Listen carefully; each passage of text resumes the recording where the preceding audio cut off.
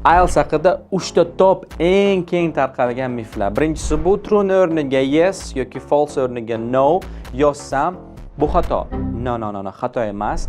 IELTS examiner reading tekshirgan paytda true ni yes da va yes ni true da qabul qiladi va false ni no da va no ni false da qabul qilishadi. O'sha uchun bu muammo emas, lekin iloji boricha IELTS exam paytida siz to'g'ri javobni yozishga harakat qiling. Ikkinchi keng tarqalgan mif bu true, false not given va yes no not givenlarni qisqartirib yozish mumkin emas. Mamnun qilib, yo'q bu xato.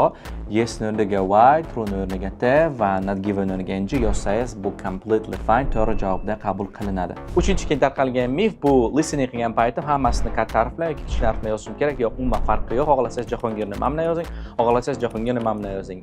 Makes no difference. Lekin readingda qanday pastda yozilgan bo'lsa agar javoblarda ham shunday yozib qo'yishingiz kerak.